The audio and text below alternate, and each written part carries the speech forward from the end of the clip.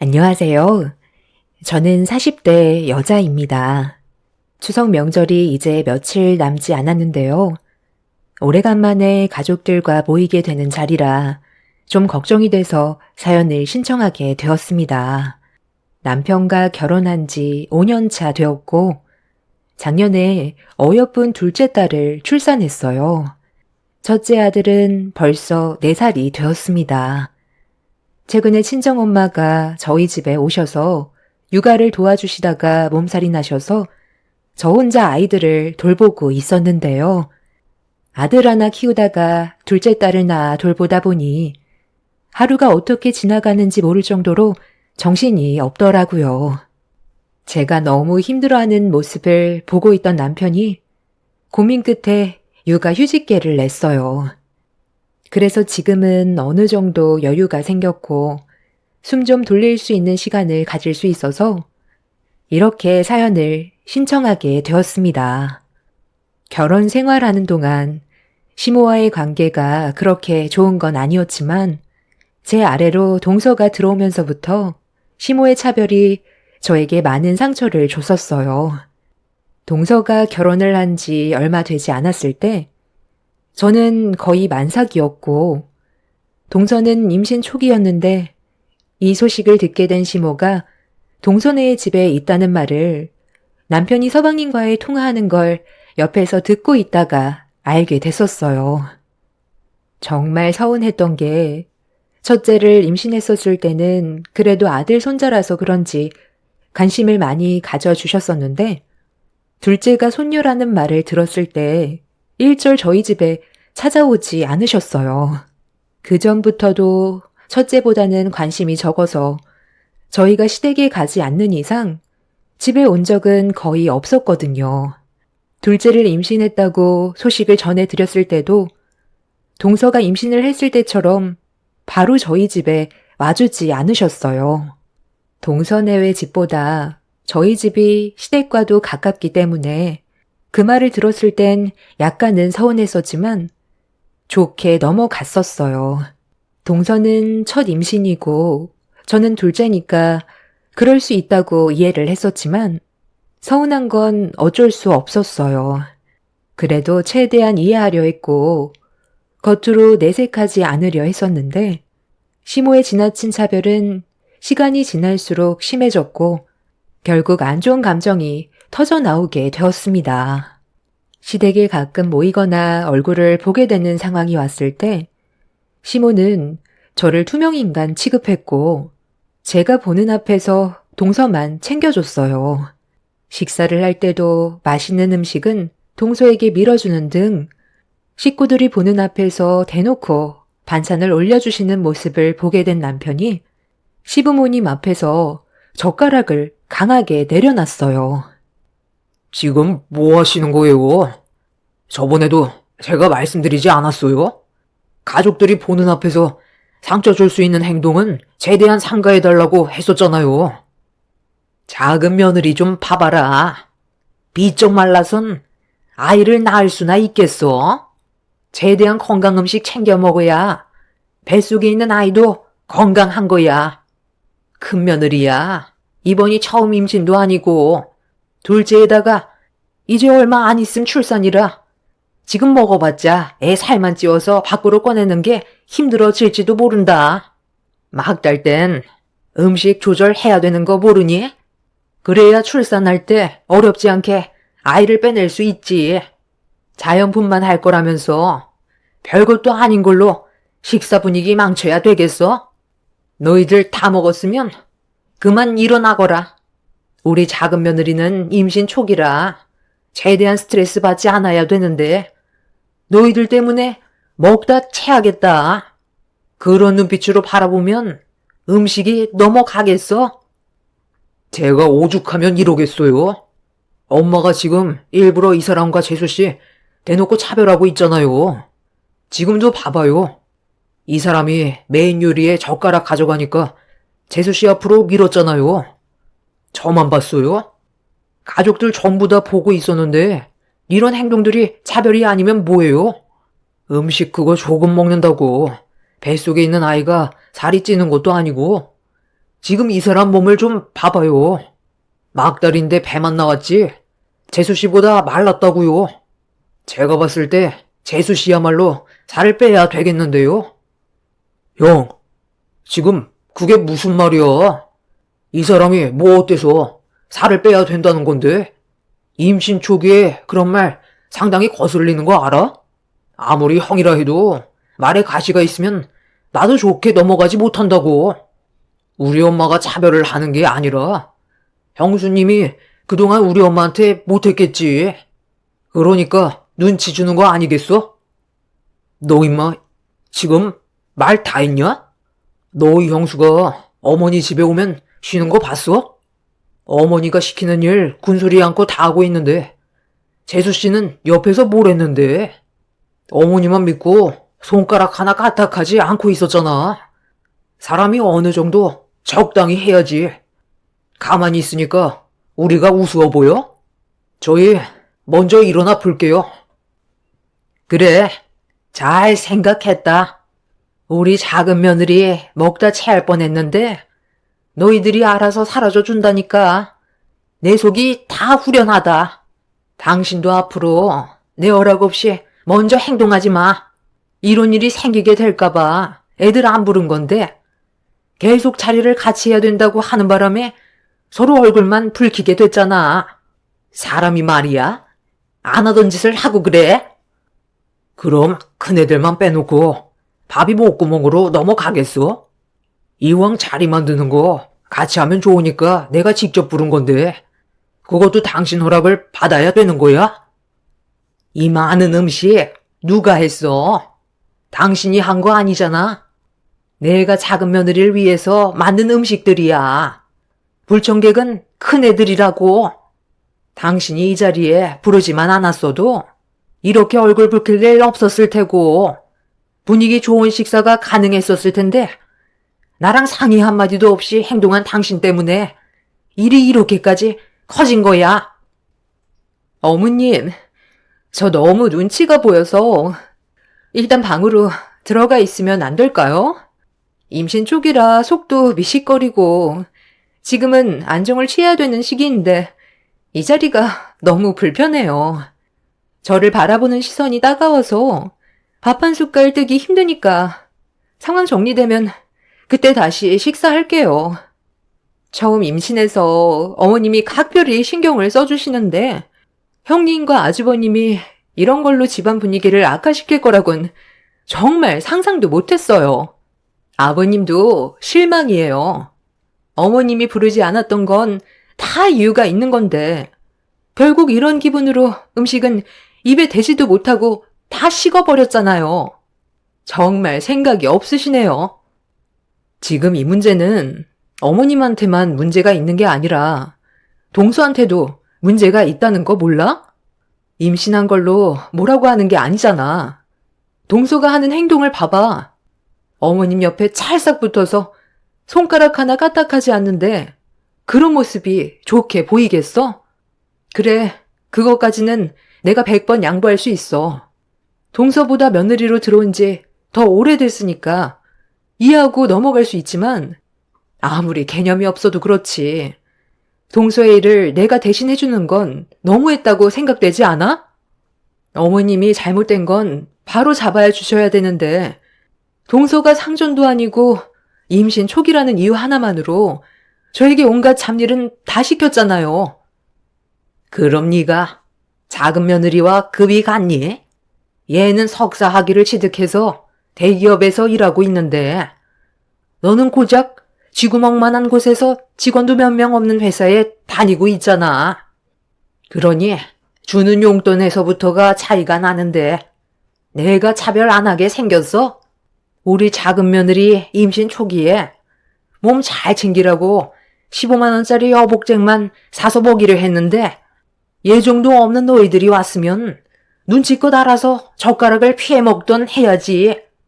식사가 시작되자마자 작은 며느리 주려고 만든 음식에 젓가락이 가면 내가 기분이 좋겠어?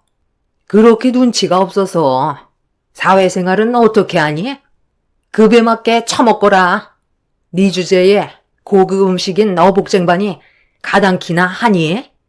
능력 없는 너를 며느리로 들인 것도 마음에 안 드는데 거기에다가 둘째는 아들 손자도 아닌 딸이면 내 속이 어떻겠어? 돈이라도 잘 벌었으면 말을 안 하지. 남편은 더 이상 듣고 싶지 않다면서 다시는 찾아오지 않겠다며 저를 데리고 시댁에서 뛰쳐나왔어요. 그날 너무 서러워서 시댁에서 나오자마자 결국 눈물을 터뜨렸습니다. 그래도 동서가 들어오기 전까지만 해도 시모가 이렇게까지 저에게 막대한 적은 없었는데 그건 어쩔 수 없이 아쉬우니까 저를 최대한 이용해 먹으려고 시모의 성격을 숨기고 있던 거였죠. 시모가 동서를 워낙 잘 챙겨주다 보니 믿는 구석이 있어서 동서도 저를 무시하게 된 거였고 이런 상황들이 저에겐 너무 큰 아픔이라 더는 얼굴을 마주하고 싶은 생각이 없었습니다.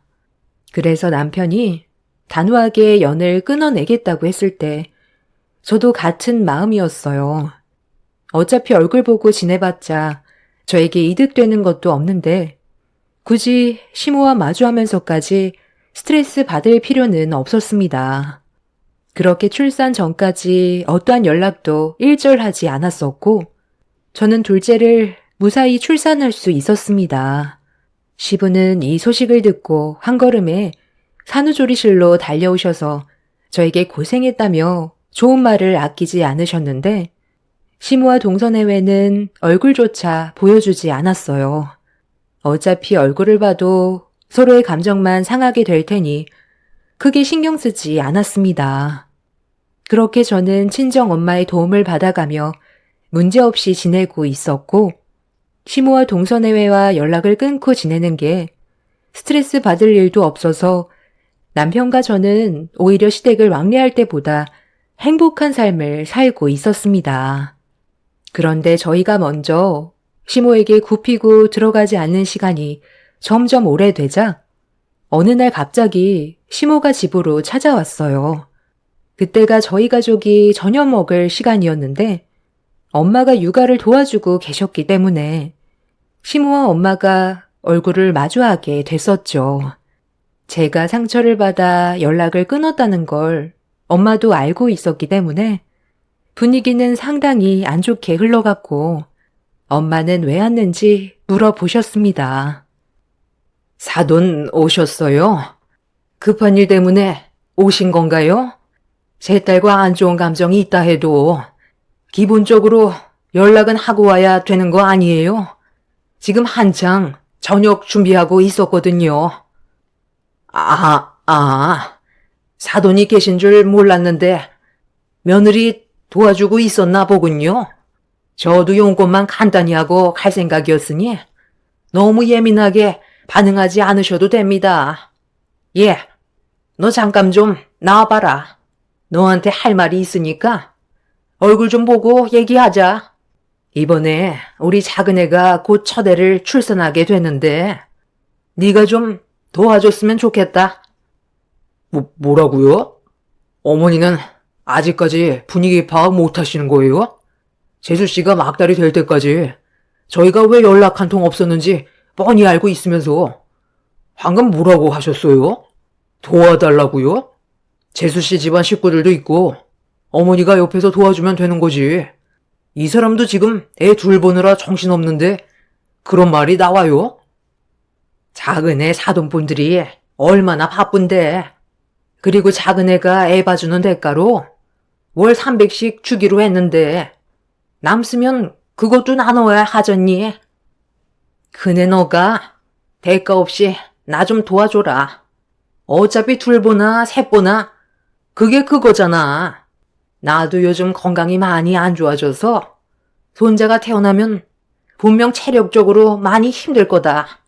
오죽했으면 여기까지 찾아왔겠어? 그네 너야 둘째까지 낳았고 애 보는 것도 능숙하니 도와주는데 그게 어려운 건 없을 것 같아 부탁 좀 하려고 왔다. 가족이라는 게 뭐냐? 서로 얼굴을 붉히고 잡아먹을 듯이 싸워도 칼로 물베기나 다름없어. 한번 맺은 인연 평생 꼬리표처럼 따라붙는 게 가족인데 어려울수록 서로 도와야지. 과거에 어떤 일이 있었든 그게 중요한 게 아니다. 앞으로 남은 인생을 어떻게 살아가냐가 중요한 거지. 내가 너한테 죽을 죄를 지은 것도 아닌데 그런 일로 연락 한 통 없었던 너도 문제가 있는 거 아니니? 평생을 얼굴 안 보고 살려고 생각했어? 내가 직접 찾아왔으면 된 거지. 이 자리에서 무릎이라도 꿇길 바라는 거냐? 어머님, 이번에도 동서가 시켰나요? 뭐라고 했길래 여기까지 온 거예요? 대가 없이 도와달라뇨. 300, 400을 주셔도 불가능해요. 그때 분명 말씀드렸죠?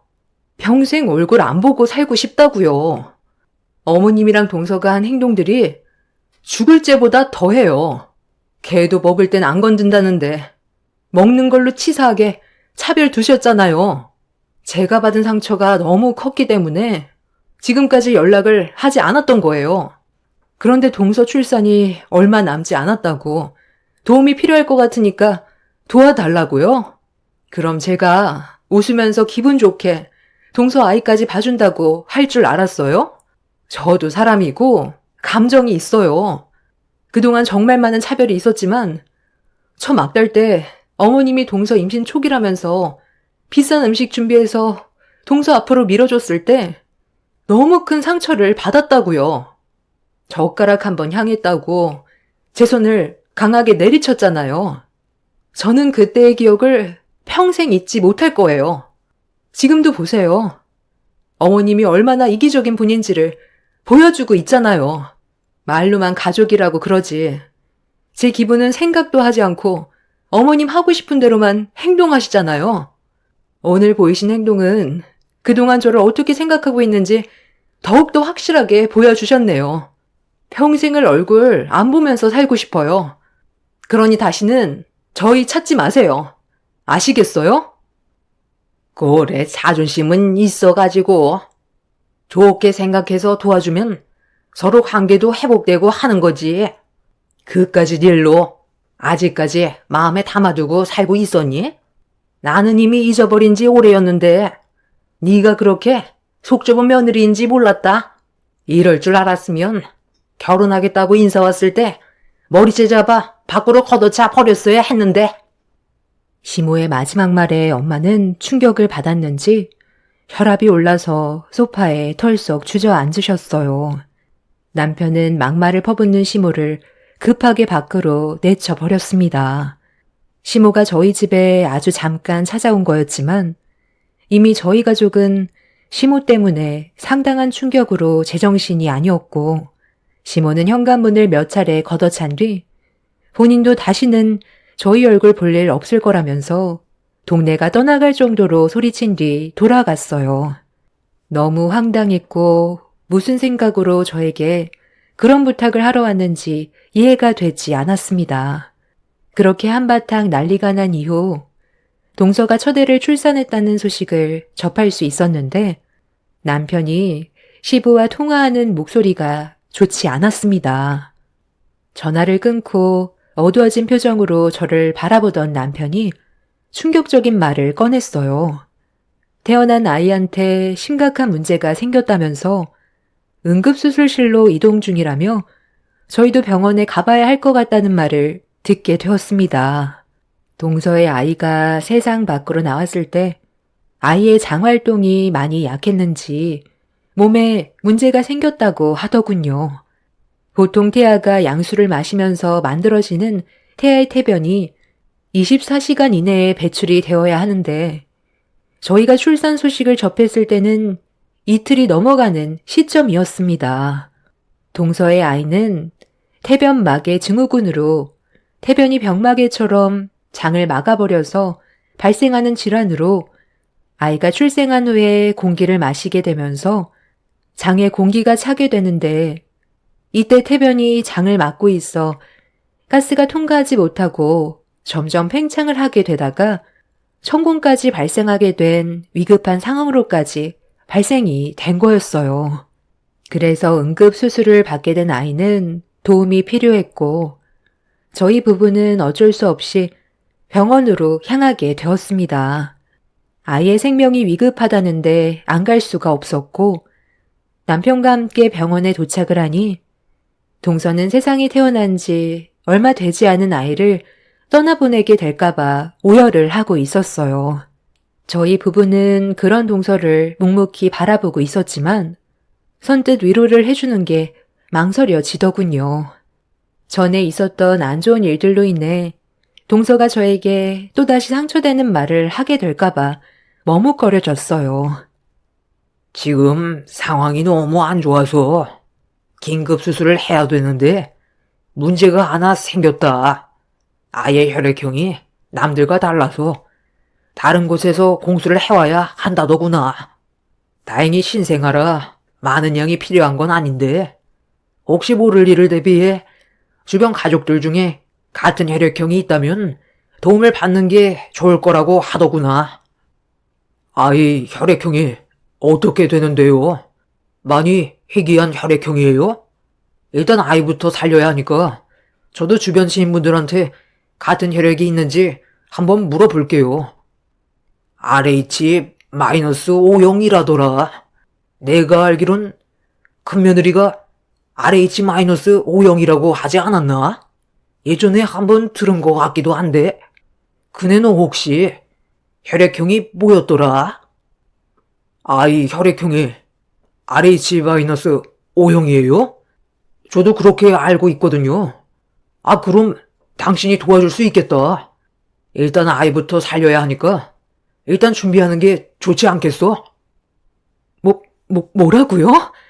형님이 RH-O형이라고요? 제 아이와 같은 혈액형이에요? 형님, 제 아들 좀 살려주세요. 세상 밖으로 나온 지 이제 이틀 됐어요. 제 아이가 천공이 생겨서 태어나자마자 수술을 해야 되는 것도 충격인데 혈액을 제대로 공급받지 못해서 세상을 떠나게 되면 저는 더 이상 삶의 희망이 없어요. 과거에 했던 일들 제가 전부 잘못했어요. 그러니 제발 제 아이 좀 살려주세요. 형님이 도와준다면 평생 감사하며 살게요. 앞으로 정말 잘할게요. 큰며느리잔, 여긴 왜 온 거야? 너는 지금 여기가 어디라고 온 거야? 내 손자 세상 떠나는 거 구경하려고 온 거니? 이런 광경을 눈앞에서 보니까 아주 속이 후련하니? 당장 안 나가? 어머님, 제발 그만 좀 하세요. 어머님 때문에 형님 마음 변심돼서 제 아이한테 문제가 생기면 어머님이 책임지실 거예요? 제 아이와 같은 혈액형을 가지고 있다고요. 혈액이 모자랄 수도 있어서 미리 수혈을 받아놔야 하는데 어머님 때문에 상처받아 일이 잘못되기라도 하면 평생 용서치 않을 거예요. 뭐라고? 큰며느리가 내 아들 손자랑 같은 혈액형이라고? 아니, 잠깐만, 그러니까 며느리니가 RH-O형이라는 거야? 아이고, 내가 또 실수했구나.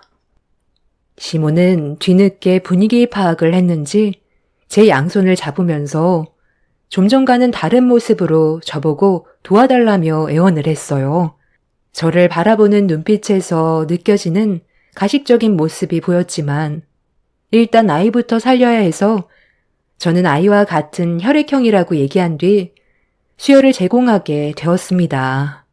동서는 출산한 지 얼마 되지 않은 몸으로 저에게 힘들게 걸어와 과거에 했던 행동들에 대해 미안하다며 눈물을 흘리면서 진심으로 사과를 했어요. 하지만 그런 모습을 지켜보던 시모의 얼굴은 상당히 못마땅해 있었습니다. 제가 RH-O형이라는 사실이 밝혀지자 시모는 일단 급한 불부터 꺼야 한다고 생각해서 저를 건들지 않았지만 눈빛은 예전과 다르지 않았습니다. 정말 다행이었던 건 아이의 장기간 수술은 큰 문제 없이 끝날 수 있었고 폐혈증으로 갈 수 있었던 걸 사전에 막을 수 있었습니다.